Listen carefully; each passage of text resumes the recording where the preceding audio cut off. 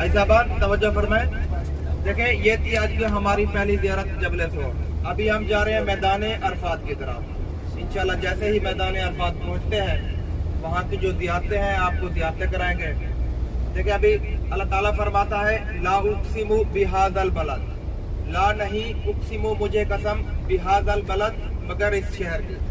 देखिए, इस आयत मुबारका में अल्लाह ताला ने शहर मक्का की कसम खाई।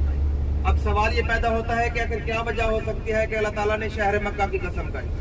हम तो कहते हैं कि यहाँ इस शहर में अल्लाह ताला का घर है, जबल रहमत है, वादी मिना है, वादी मुज़दलिफ़ा है, जबल नूर है, और जगह जगह ऐसे मकामात हैं जहाँ हर वक्त अल्लाह ताला की रहमतें बरसती रहती हैं। तो आखिर क्या वजह हो सकती है कि अल्लाह ताला ने शहर मक्का की कसम खाई? इसकी जो वजह है अल्लाह ताला ने दूसरी आयत मुबारका में बयान फरमाई है। अगर हम थोड़ी सी देर दूसरी आयत मुबारका में ना जाए तो आपने सलाम फरमाते हैं कि जो शख्स एक बार हरम जाता है, अल्लाह ताला की 120 रहमतें उस पे बरसती हैं। 60 रहमतें उस वक्त बरसती हैं जब वो हरम जाके अल्लाह ताला के घर का तवाफ करता है। 40 रहमतें उस वक्त बरसती हैं जब वो हरम जाके नमाज अदा करता है, और 20 रहमतें उस वक्त बरसती हैं जब वो हरम जाके अल्लाह ताला के घर का दीदार करता है। यानी कि अल्लाह ताला के घर को देखना भी एक इबादत है। तो हाजी साहबान, जैसे ही आप हरम जाते हैं और मताफ के एरिया में दाखिल होते हैं, मताफ का एरिया जहाँ पे तवाफ किया जाता है, जैसे ही मताफ के एरिया में दाखिल होते हैं, हमारी जो सबसे पहले नजर पड़ती है हजर अस्वद। हजर अस्वद ये वो अजीम पत्थर है जिसे अल्लाह ताला ने जन्नत से उतारा। एक पहाड़ है जबल अबी कुबैस, इसके ऊपर जब हजर अस्वद को उतारा गया तो ये नूर की तरह चमक रहा था, और इसकी रोशनी मक्का शहर में जहाँ तक पड़ी वहाँ तक हदूद हरम मुकर्रर कर दी गई। देखिए, हदूद हरम क्या है? जैसा कि मैंने आपको पहले बताया है कि यहाँ एक नेकी के बदले 1 लाख नेकी मिलती है। वो कहाँ पे मिलती है? हदूद हरम के अंदर। हदूद हरम जो है मक्का शहर में 124 किलोमीटर के अंदरूनी एरिया में, लंबाई में नहीं, 124 किलोमीटर के अंदरूनी एरिया में मुकर्रर है। इंशाल्लाह थोड़ा सा आगे चल के आपको हदूद हरम के बारे में भी बता देंगे, दिखा भी देंगे। तो हाजी साहबान, एक मर्तबा हजरत अबू बकर सदीक रज़ियल्लाहु तआला अन्हु अपने सलाम की खिदमत में अर्ज करते हैं कि या रसूलुल्लाह, आप तो कहते थे कि ये हजरे अबय्यद था, यानी कि ये पत्थर तो बिल्कुल सफेद था, मगर काला क्यों हो गया? तो आपके सलाम ने फरमाया कि जो गुनहगार शख्स जिंदगी में एक बार इसका सलाम करता है, सलाम यानी कि हाथ उठा के सलाम करना, बिस्मिल्लाही अल्लाहु अकबर, तो ये पत्थर उसके सारे गुनाह अपने अंदर खींच लेता है। इसीलिए ये खुद तो काला हो गया, मगर जो शख्स इसके सलाम करता है ये उसके दिल को काला नहीं रहने देता। हाजी साहब, ये जो जिंदगी में एक बार जो शख्स भी इसका सलाम करता है तो रोज़े क़यामत ये पत्थर उसके ईमान की गवाही देगा। अल्लाह ताला इसको बोलने की तौफीक अता फरमाएगा। इसी तरह हजरे अस्वद से थोड़ा सा आगे हो, खाना काबा का जो दरवाजा है और हजरे अस्वद है, इसी के दरमियान खाना काबा की एक दीवार है, 3-4 फुट की दीवार है, छोटी सी, ये मुल्तजिम कहलाती है। देखें, ये जो मुल्तजिम का मकाम है छोटा सा मकाम है, हर शख्स तो वहाँ नहीं पहुँच पाता। तो ये जो मुल्तजिम का मकाम है इसके बारे में हजूर फरमाते हैं कि यहाँ अल्लाह ताला की रहमतें ऐसे बरसती हैं जैसे बारिश बरसती है। देखिए, ये जो मुल्तजिम का मकाम है छोटा सा मकाम है, हर शख्स तो वहाँ नहीं पहुँच पाता, तो इसलिए फरमाया गया कि जो खाना काबा का दरवाजा है इसी के सामने जहाँ मर्जी खड़े होकर दुआ कर लें, अल्लाह ताला की रहम से उस शख्स पे ऐसे बरसेगी जैसे बारिश बरसती है। इसी तरह मुल्तजिम मकाम के आगे जो मकाम है मकाम इब्राहिम।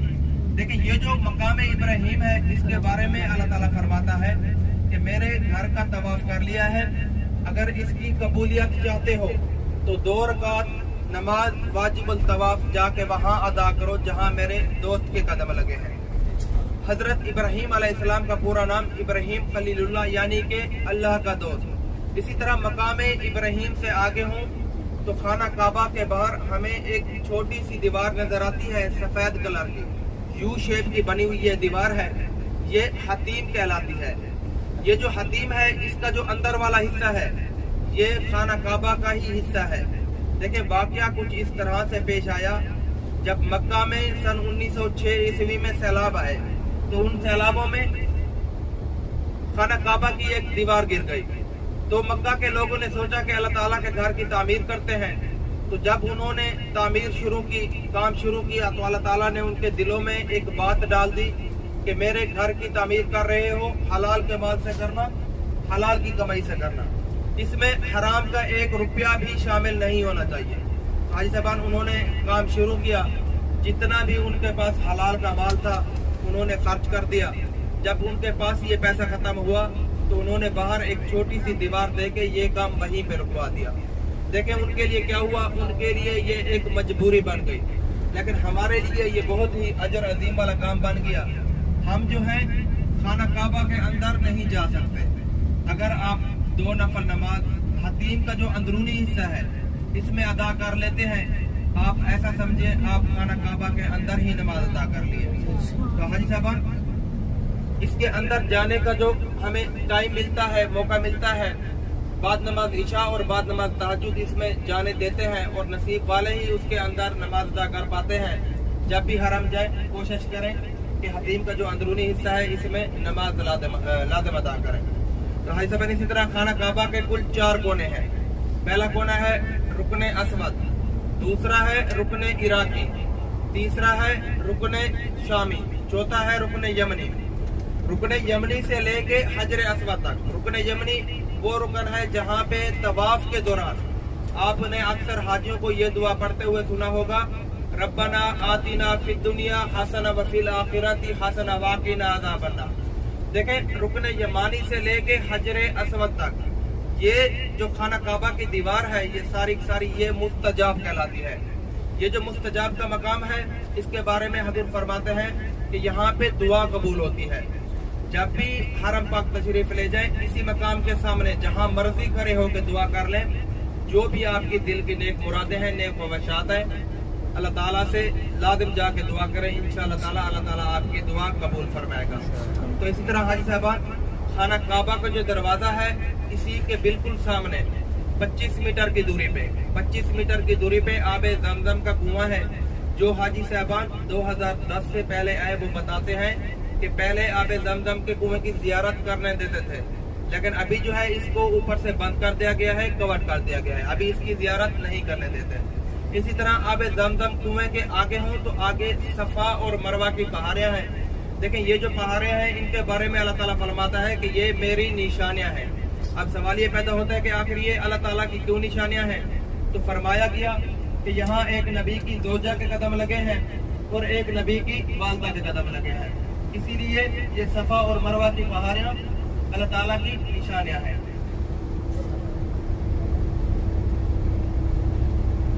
بھائی صاحب ہماری بات شروع ہوئی تھی کہ آپ کو کیا وجہ ہو سکتی ہے کہ اللہ تعالیٰ نے شہر مکہ کی قسم کھائی. دیکھیں یہ ساری وجہیں بھی ہو سکتی ہیں, لیکن اس کی جو ایک بہت بڑی وجہ ہے وہ یہ بھی ہے. اس کے اگلی آیت میں اللہ تعالیٰ فرماتا ہے کہ وَأَنْتَ حِلًّا بِهَذَا الْبَلَدِ, کہ اے محمد تم جو رہتے ہو اس شہر میں. آپ صلی اللہ علیہ وسلم نے اپنی زندگی کے 53 برس یعنی کہ 53 ایئر شہر مکہ میں گزارے, اور شہر مکہ کی گلیوں میں آپ صلی اللہ علیہ وسلم کے پسینے کی خوشبو مہکتی ہے. تو حاجی صاحب جتنا بھی وقت آپ کو یہاں پہ ملا ہے کوشش کریں زیادہ سے زیادہ حرم پاک میں گزاریں, اللہ تعالیٰ کی عبادت کریں. دیکھیں جس طرح میں نے آپ کو پہلے بتایا ہے کہ یہاں ایک نیکی 1,00,000 نیکی کے برابر ہے. اگر اس طرح ہم سے کوئی گناہ سرزد ہو جاتا ہے تو اس کے جو گناہ کے اعمال ناموں میں ہمارے گناہ لکھے جائیں گے وہ بھی 1,00,000 گناہ کرنے کے برابر لکھے جائیں گے. تو حاجی صاحب کوشش کریں کہ زیادہ سے زیادہ اللہ تعالیٰ کی عبادت کریں اور حرم پاک میں زیادہ وقت گزاریں اور بد نگاہی سے بچیں. حاجی صاحبان ابھی تھوڑی دیر کے بعد ہم میدان عرفات میں ہوں گے. دیکھیں یہ جو میدان عرفات ہے یہ وہ میدان ہے جہاں پہ حاجی آتے ہیں حج کا ایک رکن ادا کرنے کے لیے, وقوف عرفات. وقوف کا مطلب ہے ٹھہرنا یعنی کہ رکنا. انشاءاللہ تھوڑی دیر کے بعد آپ کو زیارت کروائیں گے میدان عرفات کی.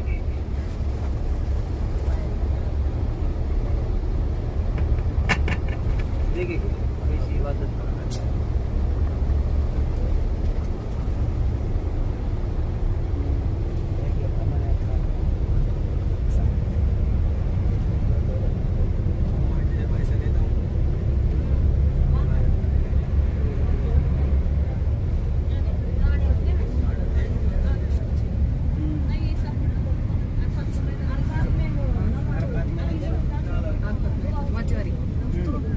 dua kan